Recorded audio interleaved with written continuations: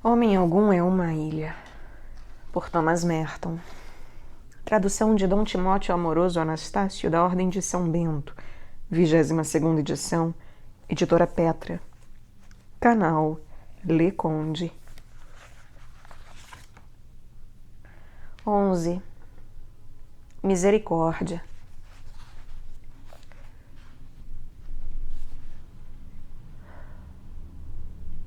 Como Deus está próximo de nós quando, reconhecendo e aceitando a nossa abnegação, lançamos inteiramente em suas mãos os nossos cuidados. Contra toda a expectativa humana, Ele nos sustenta quando é preciso, ajuda-nos a fazer o que parecia impossível.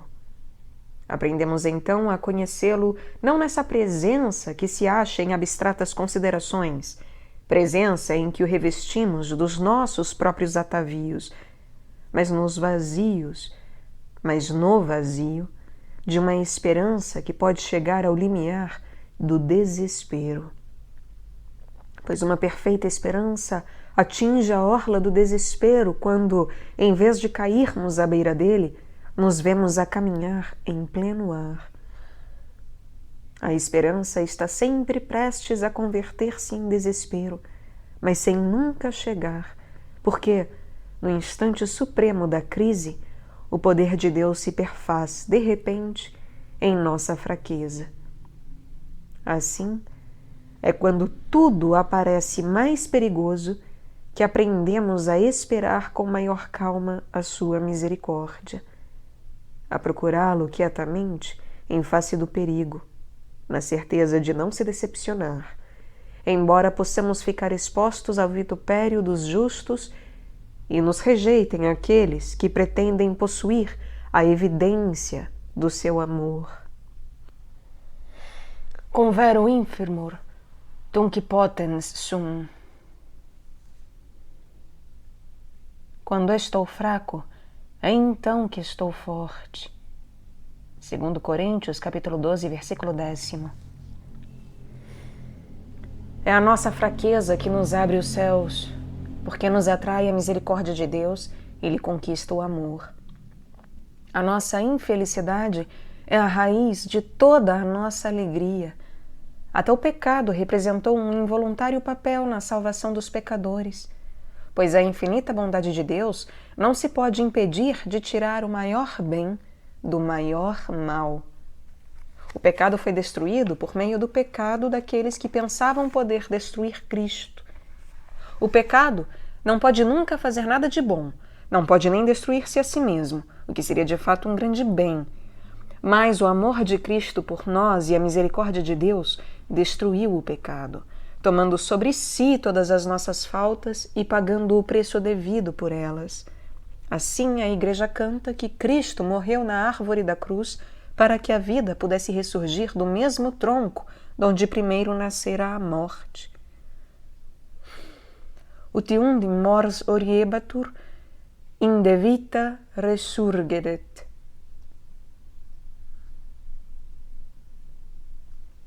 O conceito cristão de misericórdia é, portanto, a chave da transformação de todo um universo em que o pecado ainda parece reinar.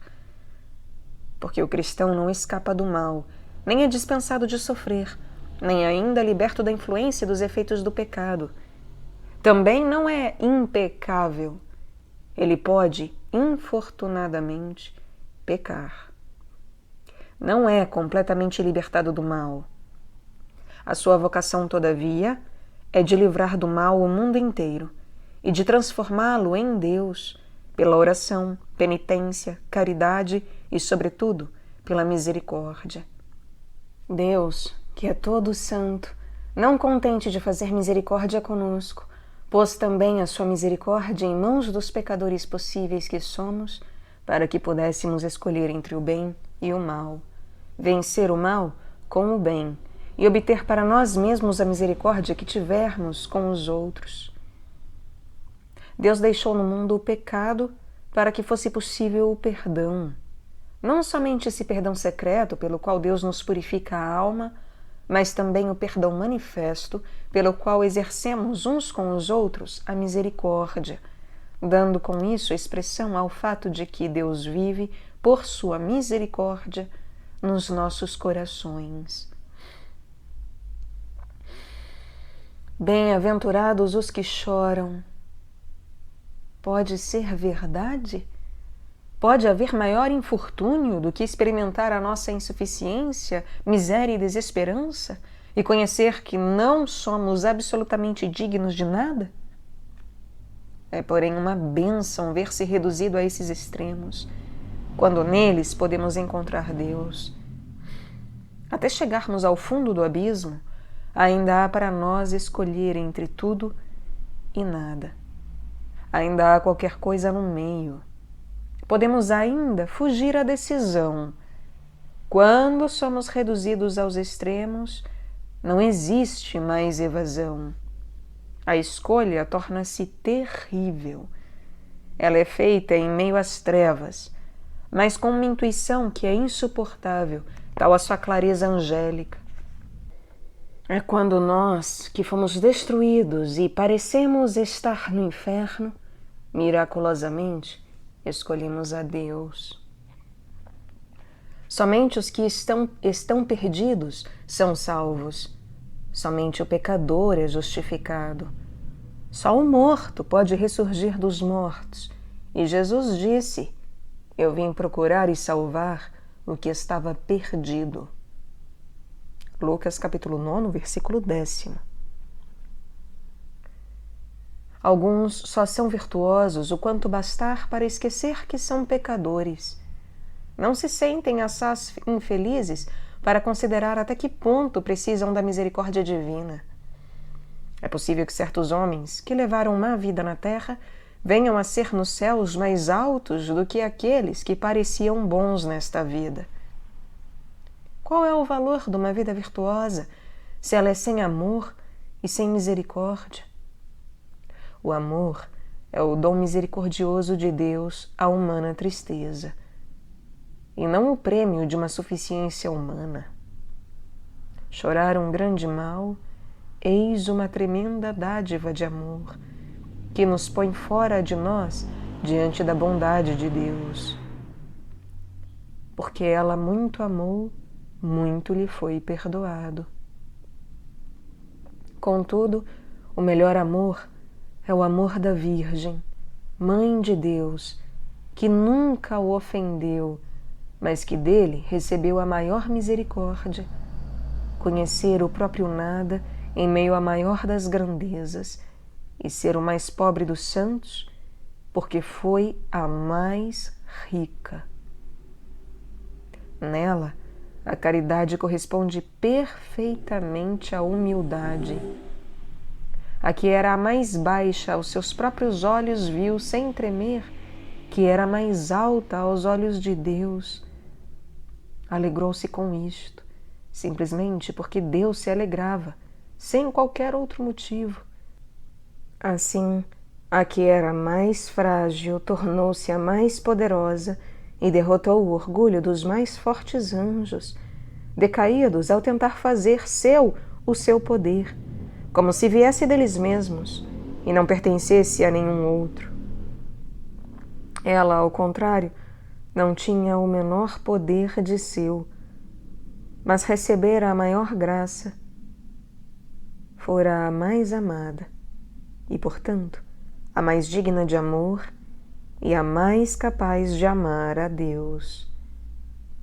Em virtude do que ela não tinha, Maria recebeu poder sobre nós todos, e a ela pertencemos pela graça divina, que ela distribui como quer pelas suas orações.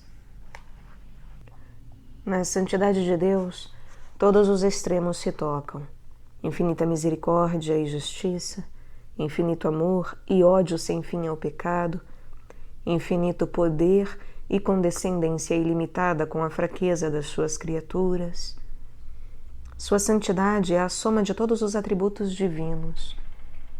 É o seu ser em toda a infinita transcendência. É a alteridade e a diferença total de qualquer outro ente. Mas a suprema expressão da santidade de Deus é a morte de Cristo na cruz. Aqui também os extremos se tocam. Aqui o homem, que se separou de Deus e mergulhou na corrupção e na morte para não ver a santidade da sua face, defronta-se na própria morte com o Redentor, que é a sua vida.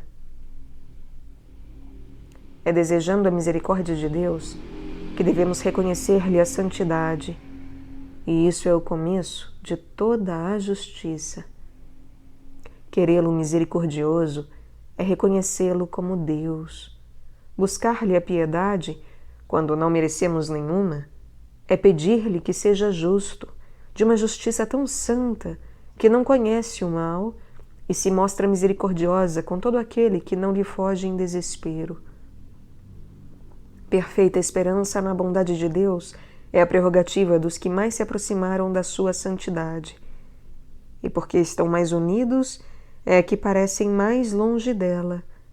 Acham insuportável o contraste e a oposição entre eles e a santidade. Em tais circunstâncias parece presunção esperar, e, no entanto, a esperança é uma necessidade imperiosa em suas almas, tomadas e possuídas pela inexorável santidade de Deus.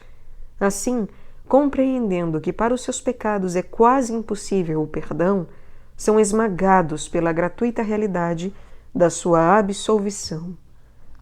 Esta só podia vir de Deus. O poder que a nossa fraqueza torna manifesto é o mesmo que fazia a força da fraqueza de Cristo, o amor do Pai, que o ressuscitou dos mortos. Jesus baixou ao jazigo da morte para que o poder da sua ressurreição se manifestasse nas nossas vidas. Esse poder não aparece nos nossos dons naturais, nem nos talentos da sabedoria ou da força humana. O que o torna claro é só a oposição entre o que aparece em nós, o humano e nosso, e o que não aparece, a força secreta da graça. Bem-aventurados os misericordiosos, pois receberão misericórdia. A misericórdia de Deus está à nossa disposição, quando a quisermos. Basta ser misericordioso com os outros, pois é a bondade de Deus que age através de nós, quando Ele nos leva a tratar o próximo como Deus nos trata. Sua misericórdia santifica a nossa pobreza, quando sentimos compaixão pela dos outros, como se fosse a nossa. E isso é um reflexo criado da divina compaixão nas nossas almas. Assim, ela destrói os nossos pecados no mesmo ato em que esquecemos e perdoamos os pecados alheios. Tal compaixão não se aprende sem sofrimento. É impossível encontrá-la numa vida complacente, em que platonicamente esquecemos os erros alheios, sem nenhum senso do nosso próprio entrosamento no mundo do pecado. Se queremos conhecer Deus, aprendemos a entender as fraquezas, pecados e imperfeições dos outros como se nossos fossem. Temos de experimentar a sua pobreza, como Cristo fez a experiência da nossa. Só podemos chegar ao céu morrendo na cruz pelos outros. E ninguém morre na cruz pelas próprias mãos. Precisa de um carrasco que ajude. Temos de morrer, como Cristo, por aqueles cujos pecados nos são mais amargos do que a morte, e justamente mais amargos porque bem parecidos com os nossos. É preciso morrer por aqueles cujos pecados nos matam e que também morrem, apesar das nossas boas intenções, por causa dos nossos pecados. Se a minha compaixão é autêntica, se for um profundo sentimento do coração e não uma questão formal, aprendida em livro e praticada como um pio exercício, então a minha compaixão pelos outros é a misericórdia de Deus para comigo. A minha paciência com eles é a dele comigo. O meu amor pelo próximo é o seu por mim. Quando o Senhor ouve a minha oração por misericórdia, oração já inspirada por essa misericórdia, Ele torna presente e visível em mim a sua bondade, movendo-me a pagar aos outros com igual moeda. Esta é a maneira como o Deus misericordioso põe em execução a sua justiça.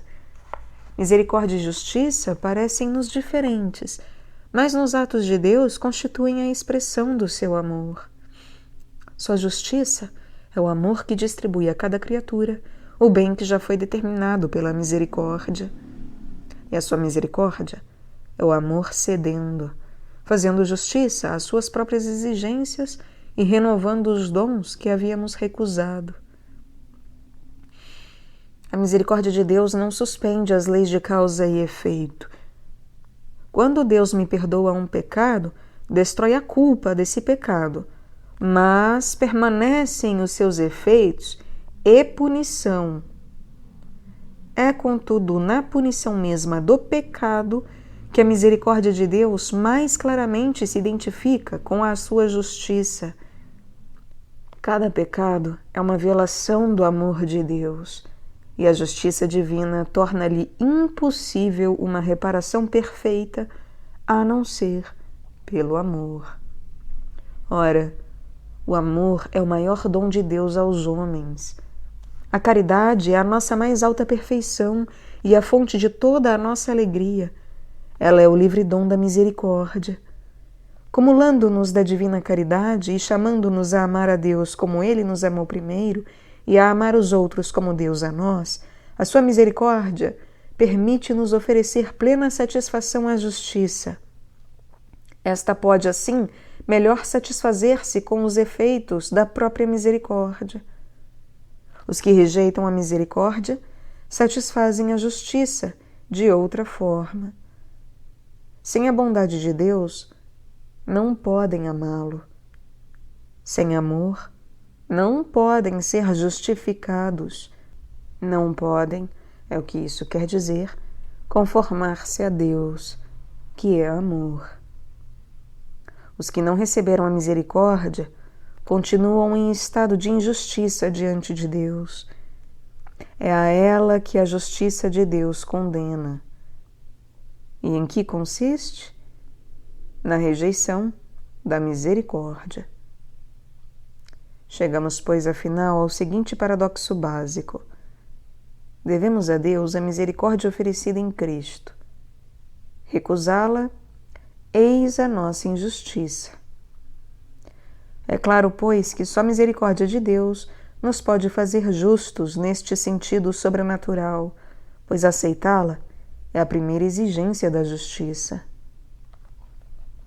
Querem conhecer a Deus? Aprendam a compreender as fraquezas e imperfeições dos irmãos. Mas como se pode conhecer a fraqueza alheia se não se reconhece a própria?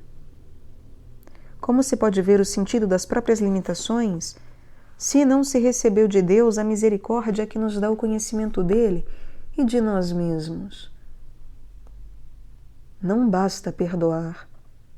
É preciso perdoar com humildade e compaixão. Perdoar sem humildade é um escárnio que nos supõe melhores do que os outros.